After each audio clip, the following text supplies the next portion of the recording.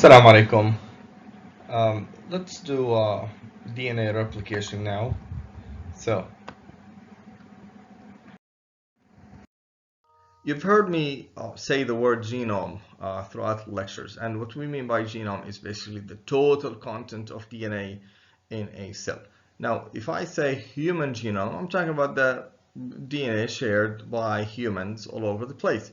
So if I say that's your genome, I'm specifically talking about your DNA, the total content of DNA in your body, and so on. Okay. Now, DNA or the genome in organisms is organized as chromosomes. In bacteria, there's only one chromosome, and this chromosome is circular. In contrast, in eukaryotes, the genome is organized as multiple chromosomes, and these chromosomes are linear. And they are complex with histone proteins, and that's how DNA or the whole genome is packaged inside nuclei. Now, in order for life to proceed and to continue, DNA cells must divide, and as a result, DNA must be copied, or we say it has to be replicated. And this is done enzymatically. So the enzyme responsible for DNA replication, DNA synthesis, is known as DNA polymerase, and it's really a collection of enzymes. It's not just one single enzyme. So we're talking about DNA polymerases. Each one of them has a specific function, as we will see. And enzymes need substrates, and the substrates for DNA polymerases are the deoxyribonucleotides. Now, scientists did not know how DNA is replicated, so they came up with three models, okay, or three hypotheses, let's say.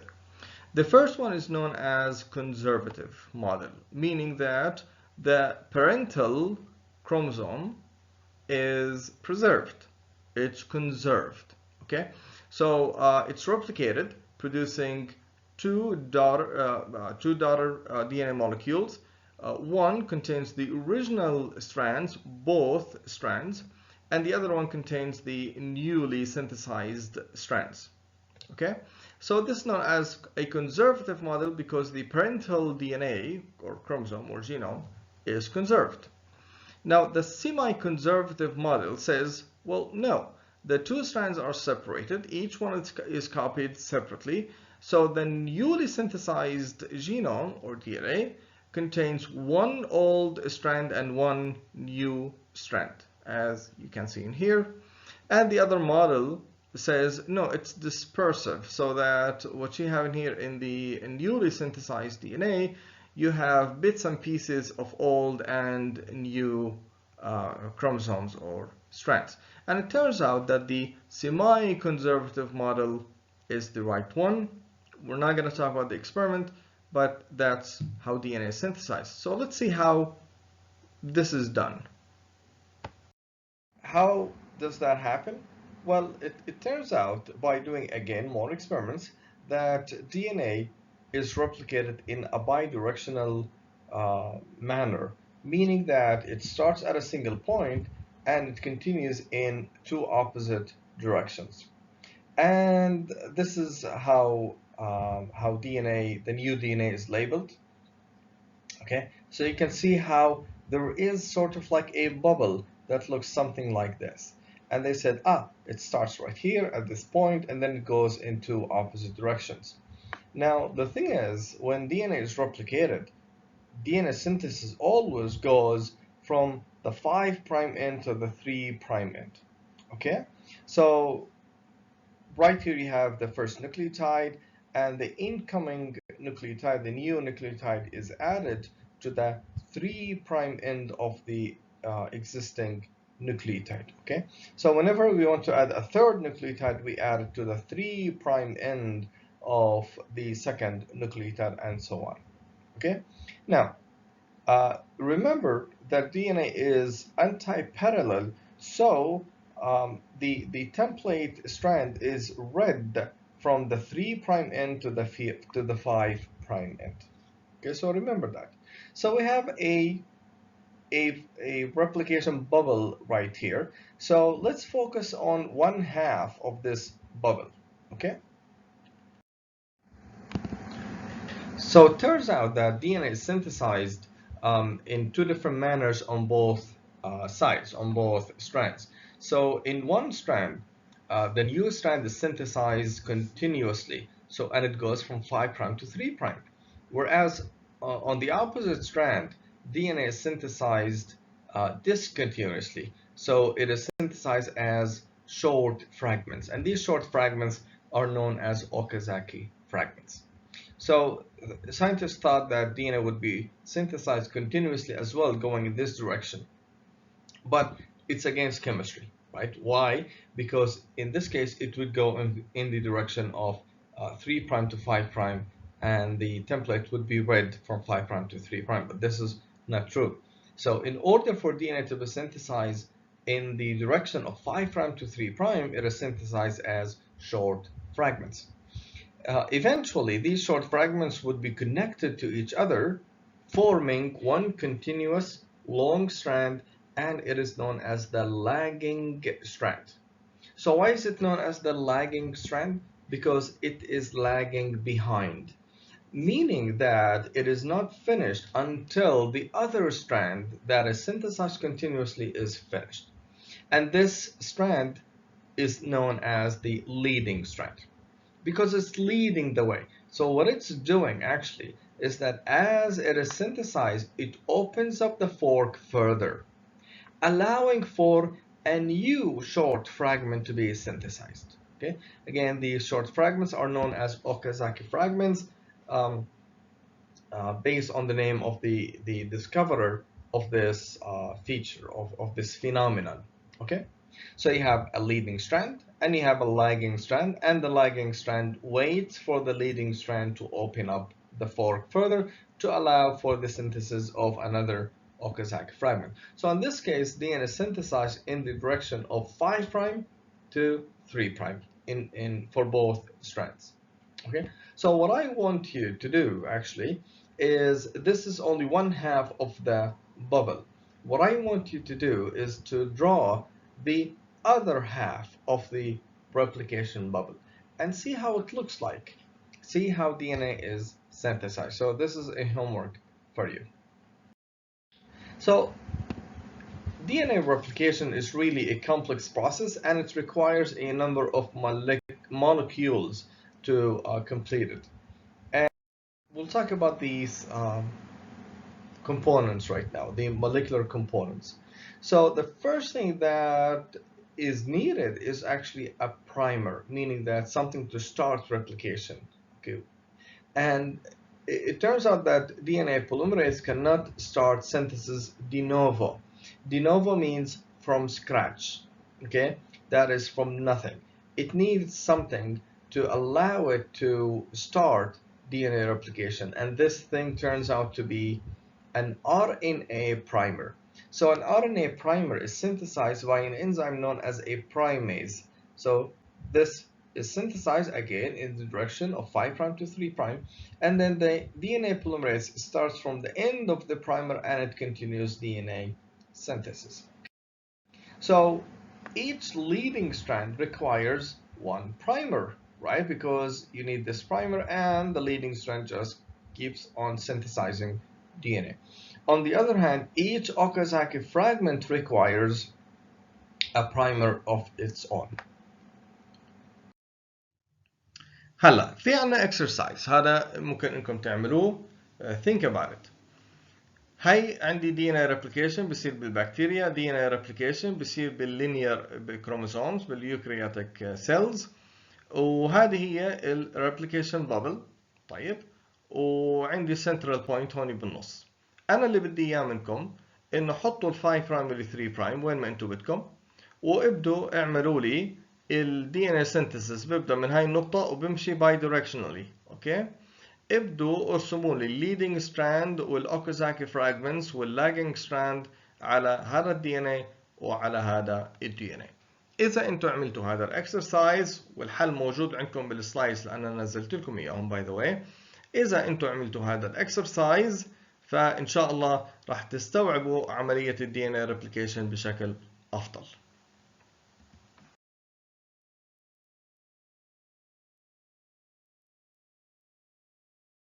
So we have DNA synthesis going in the direction of 5' to 3'. That's the leading strand, this one right here.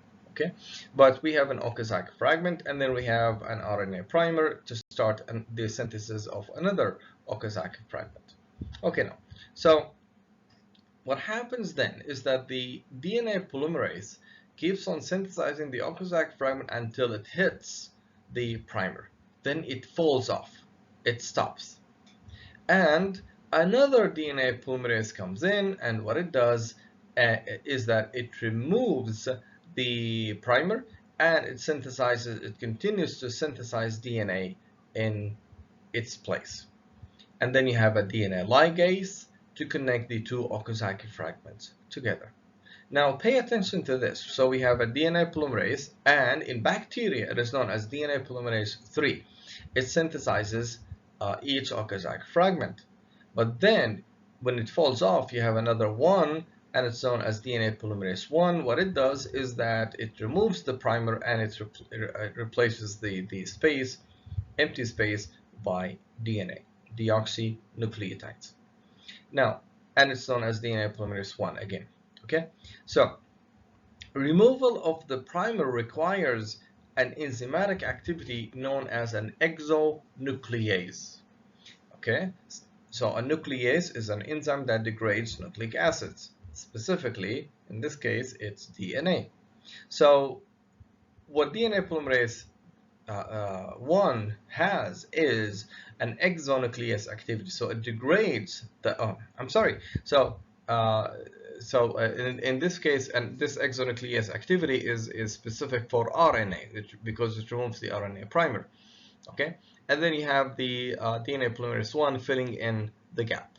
Okay, so this DNA polymerase 1 has an exonuclease activity. Now notice, in addition to its polymerase activity, now notice something that's really important, is that the direction of the exonuclease activity is 5' to 3'. Okay, so meaning it goes in this direction right here. So it starts right here and goes in this direction. So it goes from the 5' end to the 3' end. So until it hits this DNA, the other Okazaki fragment, and it falls off, and a DNA ligase comes in and it connects the two fragments together. Now we do need other proteins as well, and these proteins are a helicase, and we need single-strand DNA binding proteins. So why are these needed? A DNA helicase is important for separating the two strands from each other, okay, to allow the DNA polymerase to do DNA synthesis. How about the single-strand DNA binding proteins? These are also known as replication protein A, okay? And okay, but first, DNA helicase separates the two strands from each other. It requires ATP, and it's connected with the primase in a complex known as primosome. Now remember that this is something that is important for proteins and enzymes, is that they tend to form complexes in order to process any mechanism really fast. Okay, so we have single-strand DNA binding proteins, and these are really important for three purposes. The first thing is that they prevent the formation of short hairpin structures. Okay, hairpin. Pin means dabous, hair, شعر. So it's basically مثل البكلة. So what it does basically is that sometimes you can have within the same strand complementary sequences that tend to form a hairpin. Now, what hairpin structures do is that when the DNA polymerase goes on to synthesize DNA, these hairpin structures block the movement of the DNA polymerase. So what single-strand DNA binding proteins, or the replication protein A, does is that it prevents the formation of these hairpin structures, so DNA polymerase continues with the DNA synthesis. Now the other thing is that cells do not like to see single-stranded DNA. So what they do is that they tend to degrade it. So these single-strand DNA binding proteins, they prevent the degradation of DNA. Something else is that they stabilize the formation of the single-stranded structure of DNA, because remember, we have two strands that are complementary to each other. So what these proteins do is that they prevent the reformation of double-stranded DNA because they're complementary to each other. Now, it turns out that there are actually 5 DNA polymerases in E. coli. And E. coli is really the model system for bacteria, and it has been studied a lot. So we know a lot of E. coli. So there are 5 DNA polymerases. They have different functions. So DNA polymerase 3 is the major DNA polymerase that is responsible for synthesizing the whole genome, DNA, the whole thing, the whole chromosome. Okay, so it complexes with the primosome, forming a big, large protein complex known as a replisome. And of course, you know that the primosome is composed of two things, the helicase and the primase. Now we have DNA polymerase 1 as well. Now DNA polymerase 1 is an interesting DNA polymerase. Now it is involved in DNA repair, and we'll talk about DNA repair at the end. Now it's also involved in synthesizing DNA, but not the whole thing. And we will see now exactly what it does. So basically, it also has another enzymatic activity. It is an exonuclease activity. Exonuclease means that it degrades DNA, or it degrades nucleic acids. Okay, it's a nuclease, and it degrades nucleases from the end. Okay, so that's different than endonucleases. So exo from the end. Specifically, it degrades nucleic acids from the 5' end, and it moves towards the 3' end. Okay, so what it does basically is that it sees a nucleic acid and it removes this nucleic acid from the 5' end.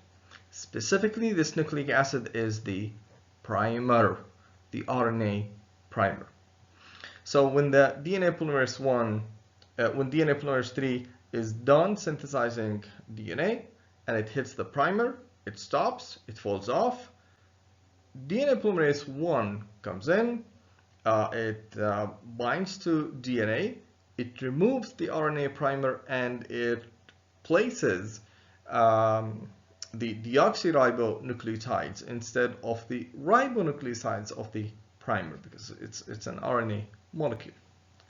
Now we have 3 other DNA polymerases: DNA polymerase 2, DNA polymerase 4, and DNA polymerase 5, and they are all involved in DNA repair. Now let's look at DNA polymerase 3. This is really a huge protein. It's not a simple protein. And this protein contains many subunits: alpha, beta, gamma, delta, etc. And what's important about it, about these subunits, is that the alpha subunit is the subunit responsible for DNA synthesis. Okay, but there is epsilon subunit, and it has an exonuclease activity. Okay, and this exonuclease activity is different than the one that DNA polymerase 1 has, because it goes in the opposite direction. It goes from the 3' to the 5' end. So what does it do exactly? Now, the DNA polymerase 3, as it synthesizes DNA, it interacts with DNA non-covalently. Okay, so all of these interactions are non-covalent, okay, between proteins and DNA and stuff like that. So it binds non-covalently. And this interaction is weak. It requires something to stabilize it. Otherwise, it would keep on falling off DNA as it synthesizes DNA, as it moves along DNA. So it requires a protein that would stabilize it as it sits on the DNA and as it synthesizes DNA. And this protein is known as the beta clamp. okay, or the sliding clamp protein, and it looks like a donut, so it's rounded, okay. And what it does is that it's sort of like it's open, and then it closes on DNA um, in as it sits on DNA, okay. So here's how it goes. So this beta clamp is loaded on DNA by an ATP bound clamp loading protein. So here is the clamp loader right here. Notice that it binds to ADP, so that's low energy, and this is the beta clamp, that's the clamp protein. Now when the complex is formed, notice that the clamp opens up and then it surrounds DNA. So it's sort of like it folds DNA. Okay, it encloses DNA. Now note that now the loader, the clamp loader, is ATP bound. So it's a now high energy molecule. So it uses energy so to help the beta clamp bind to DNA or folds the DNA. Now, the clamp, as it folds the DNA and as it sits on the DNA, what happens is that the ATP is hydrolyzed, meaning that one phosphate is removed and it becomes ADP and cannot interact to DNA anymore, so it gets released, allowing for the DNA polymerase to come in and it binds to the beta clamp. Okay, so now the DNA polymerase T can synthesize DNA, and as it slides along the DNA, it is stabilized by the beta clamp. It makes sure that DNA synthesis is accurate.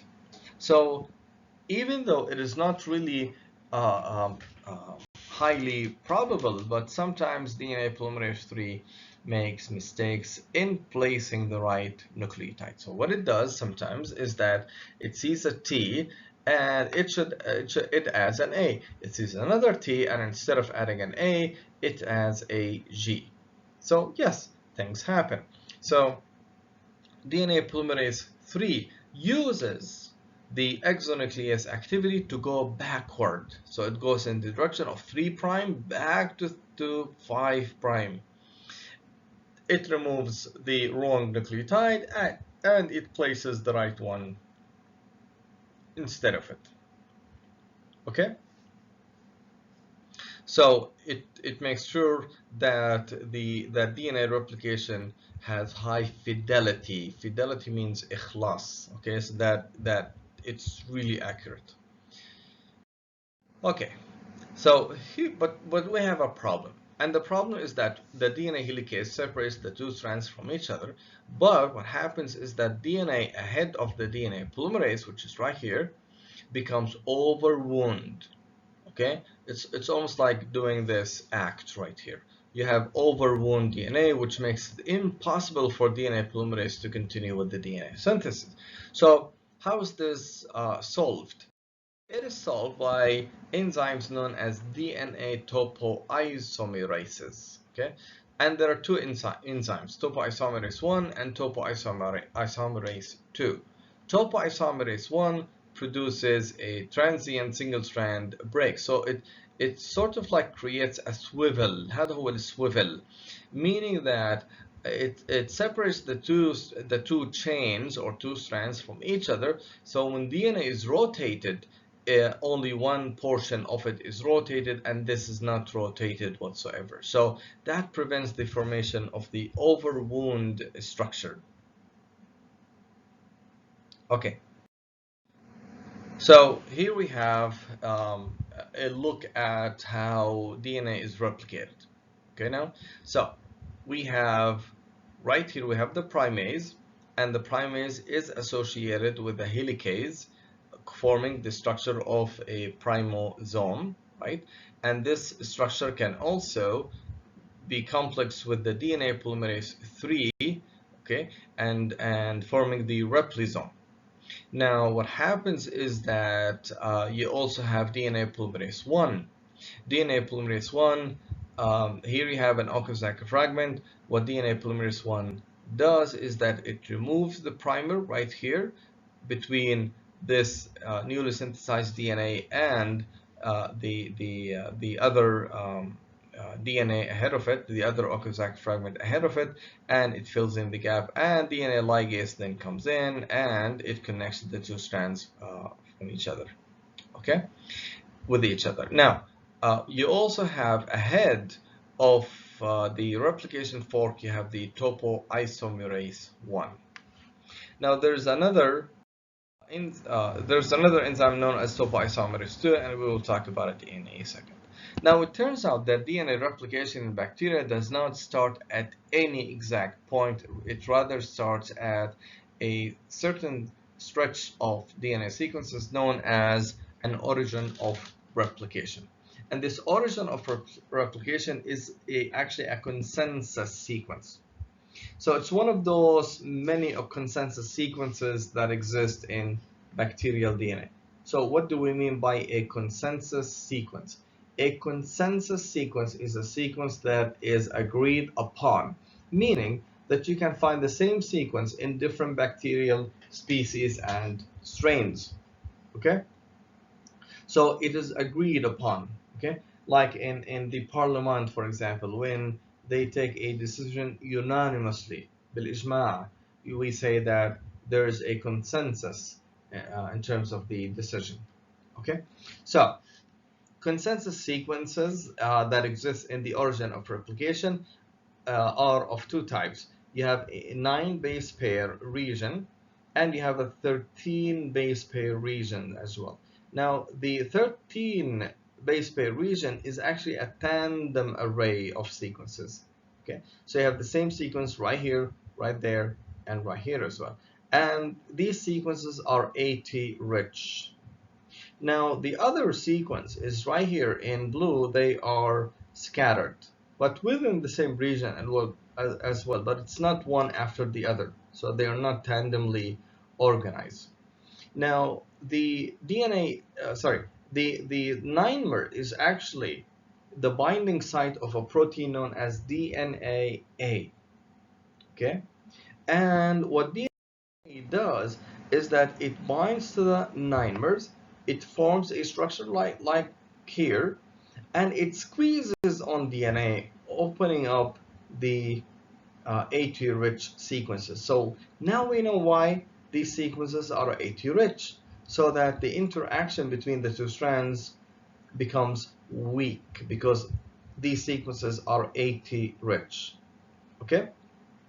So that's what DNA A does. Now, when cells see a bubble, they know that it's time to replicate DNA. So the helicase and the single-strand DNA binding proteins, they jump on DNA and they start opening up DNA even further. And DNA polymerase 1 binds, DNA polymerase 3 binds to the replication bubble, and it starts with the DNA synthesis.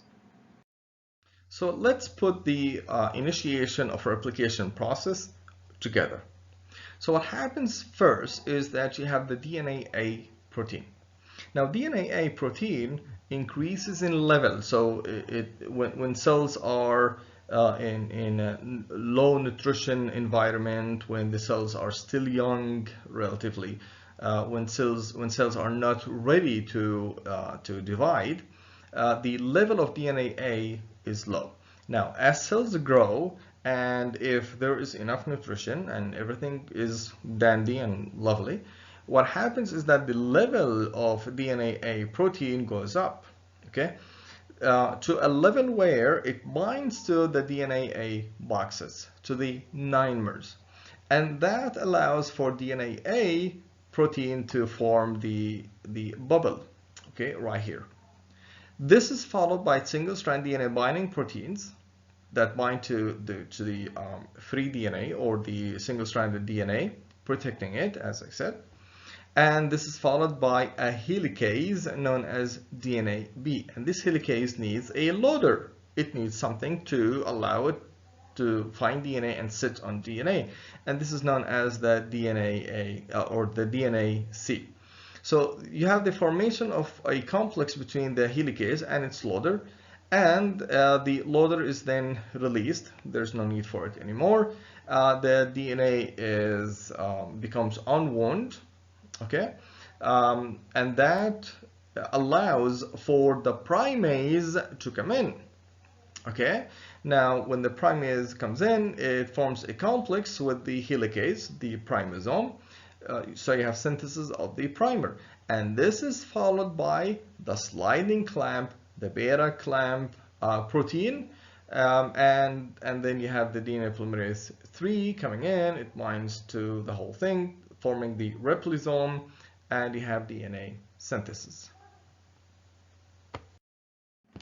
Now, what happens in bacteria is that synthesis is bidirectional, so it goes in both directions, and until it hits the other side of the DNA of the chromosome, and then the two strands are separated from each other. Now, notice that you have one new strand and one old strand at the end of DNA replication. Well, how about in humans? What does happen in the human genome? The human genome is huge, so one origin of replication is not enough, and as a result, there are multiple origins of replication. And what happens is that eventually, what happens is that the synthesis is also bidirectional, and eventually, these replication bubbles they meet halfway, and the two strands are separated from each other. Notice that you also have one old strand and one new strand. So DNA replication in eukaryotic cells and in human cells can be finished in a short time. So how about eukaryotes? Is there an origin of replication in eukaryotic cells? Well, it's not like bacteria. So things are a bit more complex, a little fuzzy. And as far as we know, in yeast, which is the simple eukaryote, single cell, it has eukaryotic system, it has a nucleus, and it has the same machinery as in human cells. Well, in yeast, there are several sequences known as autonomously replicating sequences. So, so there are several of them in what is known as the origin of replication, and each one of them contains an 11 base pair ARS. So it's not just one origin of replication; it's several origins of replications. Okay, so these are known as the autonomously replicating sequences, ARSs. Each one of them contains an 11 base pair ARS. Okay, consensus sequence, which is right here. Okay, that's the ACS, and 3 additional elements, okay, B1, B2, and B3. Now, what happens is that you have a protein complex known as the origin recognition complex. It binds to the ACS as well as the B1, and this is followed by binding of protein known as MCM, which is a helicase, and this MCM, the MCM protein binds to B2 as well as a portion of the B3. So, and this is how replication is initiated in yeast. How about higher eukaryotes? How about human cells? Well, there is an origin recognition complex. It recognizes an origin of replication, but it's not really as straightforward as in yeast, in simple yeast, or in bacterial cells.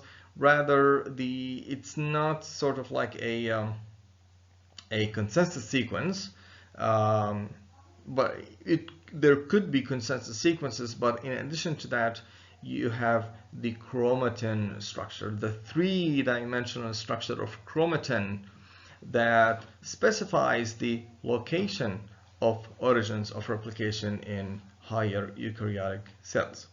Now, I want you to pay attention to the ACS in the yeast cells and the bases that it consists of. So notice that it is AT rich, just like the 13-mer in bacteria. Now, the problem is whether we're talking about bacterial DNA or we're talking about eukaryotic DNA or human DNA, what happens is that the chromosomes become tangled up. Okay, they become tangled up, and they must be separated from each other. And that's why we need the other topoisomerase, which is known as DNA topoisomerase 2, and it's also known as gyrase in bacteria. It requires ATP, which is different than topoisomerase 1. Topoisomerase 1 does not need ATP. That's one difference. Another difference is that DNA topoisomerase 1 creates a single cut in one of the strands, not both of them. On the other hand, DNA topoisomerase 2 or what it does is that it creates two cuts on the same strand. But eventually what it does is that it separates the two strands from each other. Now, because DNA topoisomerase 2 is important for DNA replication, for DNA division, inhibiting topoisomerases, whether one or two, can prevent cells from dividing as a result of blocking DNA replication. And as a result, topoisomerase inhibitors are used in the treatment of cancer to stop DNA synthesis and cell growth and proliferation. Now, the DNA polymerases in human cells need guidance as well, just like DNA polymerase 3 in bacterial cells in E. coli. So, and the guide of DNA polymerases is a protein known as pCNA, or proliferating cell nuclear antigen. So this is pCNA, and notice that it complexes with both DNA polymerase epsilon and DNA polymerase delta. So it is important for guiding DNA polymerases at the leading strand and the lagging strand as well. And this pCNA protein needs help when it binds to DNA, and help comes from another protein known as replication factor C, or RFC. So think, relative to E. coli, what do pCNA and RFC represent? Okay, so again, we have similar machinery taking place in bacteria as well as in human cells.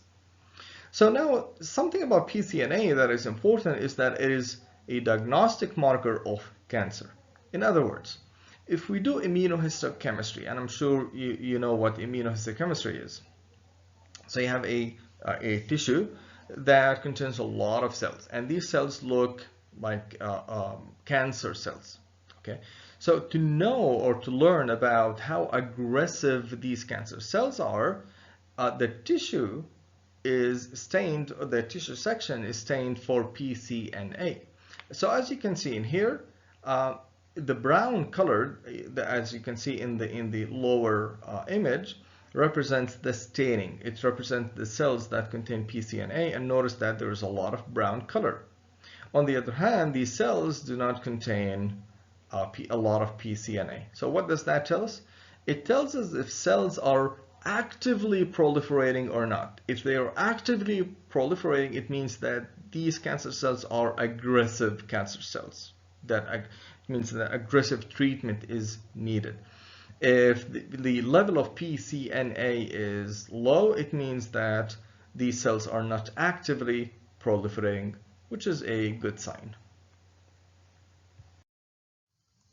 So DNA polymerases in eukaryotes are multiple, like in bacteria, but there are more of them. Okay, but I'll focus on 4 of these DNA polymerases, and these are DNA polymerase alpha, delta, epsilon, and gamma.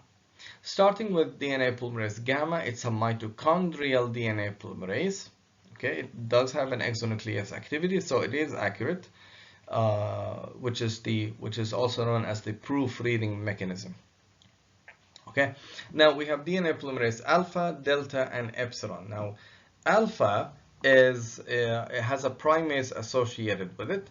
It has high fidelity, so it doesn't create that many mistakes, and probably that's because it has high processivity. That is meaning that it is a slow enzyme, so it doesn't make that many mistakes. On the other hand, DNA polymerases delta and epsilon both have high processivity, they're fast, they have high fidelity, they do not create that many mistakes, and probably because they have this proofreading mechanism, they have 3' to 5' exonuclease activity. So we have different polymerases, right? We have the alpha, we have the epsilon, we have the delta in human cells. What do they do? How are these different proteins interact with each other? How do they work with each other in replicating DNA? So the DNA polymerase epsilon is necessary for synthesizing the leading strand. And notice that it binds to pCNA. Again, that's sort of like the clamp protein that stabilizes the interaction between DNA polymerase epsilon with the DNA. Okay. Now, on the other hand, for the lagging strand, you have the DNA polymerase alpha, which is associated with the primase, and so the primase synthesizes the primer, the RNA primer, and the DNA polymerase alpha starts DNA synthesis. It initiates DNA synthesis, and then it falls off. Okay, and one reason why it falls off is that it does not bind to pCNA. So when it falls off, DNA polymerase delta comes in. It binds. It interacts with pCNA. So it sort of like it is responsible for completing the synthesis of the Okazaki fragment or the lagging strand. Now, unlike bacteria, now these polymerases do not have a 5' to 3' exonuclease activity. What does this enzymatic activity do? Well, it is responsible for removing the primers. Rather, so it's not the polymerase that removes it's not DNA polymerase delta that removes the primer. Rather, you have special enzymes like RNase H. It removes the primers, and then DNA polymerase delta fills in the gap, just like DNA polymerase 1 in E. coli. Okay, so that's the idea. We have polymerase epsilon, DNA polymerase epsilon is responsible for synthesizing the leading strand. Each Okazaki fragment requires DNA polymerase alpha followed by DNA polymerase delta. Now the thing with eukaryotic DNA is that we have a problem with chromatin. DNA polymerase cannot synthesize DNA until DNA is free of histones. And what happens is that these histones are removed by proteins known as chromatin remodeling proteins. So they remove histones so that DNA polymerase can continue with the DNA synthesis. Now the same old histones as well as new histones can be used to refold DNA in behind the DNA polymerases, and this is done by chromatin assembly factors. Now, let's see. There's another problem with DNA synthesis, specifically synthesizing the ends of linear chromosomes. Specifically, we're talking about telomeres, the ends of chromosomes right here. Okay. So what happens? So let's say that here we have DNA synthesis taking place. In dark gray, we have the parental strand, and in the light gray, we have the newly synthesized strand. And let's say that here we have the end of the chromosome. So here we have a primer, and you have synthesis of the strand. Okay, and then at the end, this primer must be removed. Now the same thing happens on the other parental strand, but on the other side. So you have synthesis taking place 5' to 3', and then the primer here is removed. Now what happens here is that there is a gap where the primer is placed initially, and this gap right here, this empty space, is not filled in because there isn't enough space to add another primer and to fill in the gap. So let's take another look at it. So here we have DNA replication taking place. That's the end of a chromosome. Here we have a primer that is placed. and you have synthesis of an Okazaki fragment, 5' to 3'. Now, on the other side, notice that this is the leading strand right here. And this is the leading strand right here in yellow. And there's no problem with synthesizing the leading strand because it goes on 5' to 3' until the DNA polymerase folds off the DNA. Now, so here, when the primer is removed, as you can see in here, there's a gap. Okay, and let's say that we have another round of replication. Again, there's no problem synthesizing this, the short one, notice, okay, because it will be synthesized by the leading strand. So here you have a leading strand, and again we have another problem right here. Okay, so this one right here would be shorter when it's replicated. So notice that the chromosome now is shorter, and you can see it in here as well. So I'm zooming in these two images right here. So here we have the primer is removed, but then there isn't enough space to add another primer and to fill in this gap right here. Okay, so the chromosome becomes shorter. So with every round of replication, the chromosome would get shorter and shorter and shorter. Now, why are telomeres important? Because they stabilize chromosomes. Okay, so it's almost like they are the caps at the ends of chromosomes. They stabilize chromosomes. So when telomeres become shorter and shorter and shorter with time, chromosomes become unstable. The end of the chromosome is really important to which is known as the telomere, is really important for stabilizing DNA.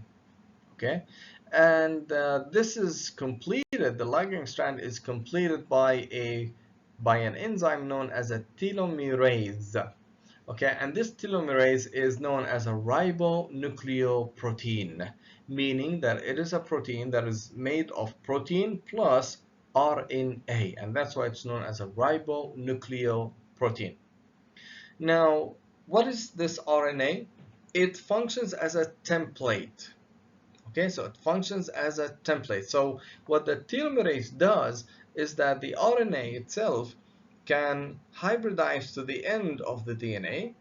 Okay, and what happens is that the telomerase elongates the template of the lagging strand. Okay, so it continues with the DNA synthesis. It makes it longer. Okay, it keeps on adding the same repeat, the same sequences, and that's why telomeres, telom by the way means end. Okay, so telomeres are composed of repetitive sequences of DNA.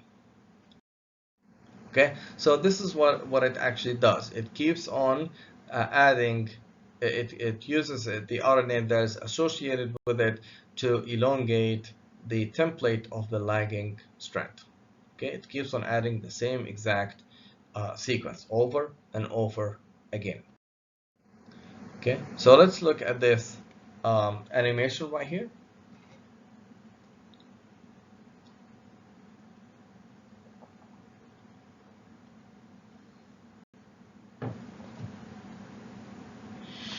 Notice that DNA synthesis continues until it gets to the end of the template of the leading strand. Now, the other thing is that with the lagging strand, with the template of the lagging strand, this is the primer, but when it's removed, there is no space to fill in this gap right here. Okay. Now, the telomerase comes in, and what it does is that it uses its the RNA that is associated with it, and it elongates the strand. That is the template of the lagging strand. Pay attention to something here. There are two mistakes in this animation. Okay, I want you to find out what these two mistakes are.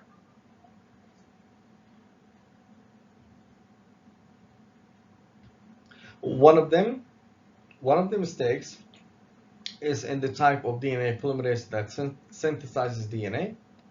And the other mistake is with the RNA molecule that is associated with the telomerase.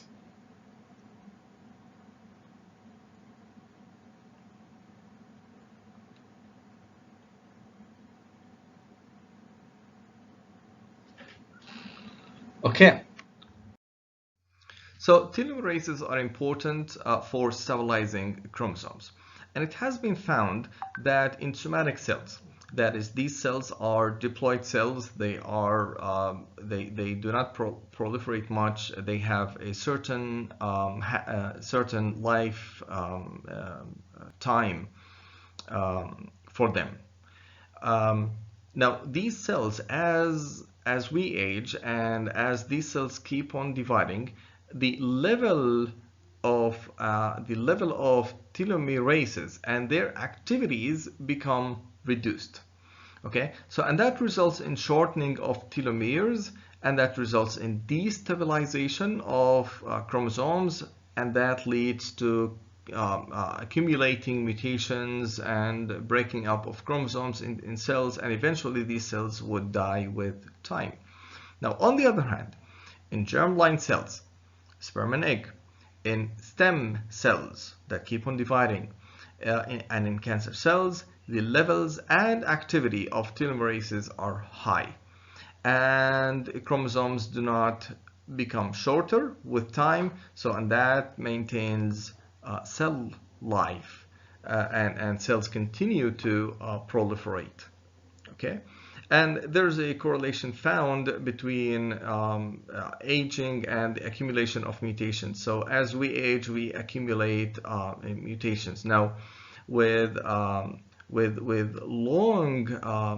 telomerases, with long telomeres, you need higher number of cells for them to become cancerous. On the other hand, cells with shorter telomeres, that is, their chromosomes are not stable, very few cells may become cancerous. So, why are telomeres important? Telomeres stabilize chromosomes. So when they are removed, when chromosomes become shorter and shorter and shorter with every round of DNA replication, chromosomes become unstable. And that leads to accumulation of mutations in DNA, and that leads to cell death. And this is really how we age. Okay? So since telomerases are important for keeping cells alive, scientists thought that telomerases could be the elixir of youth. That is, it's the magical molecule that would keep us alive for a longer time. And I'm sure you remember this sheep, Dolly, the first sheep that was cloned. Now, this Dolly, by the way, did not live for a long time. The normal lifetime of a sheep, which is usually 11 to 12 years old, 11 to 12 years, I'm sorry. Rather, it lived for about 6 years only, and then it died. And why? Let's see.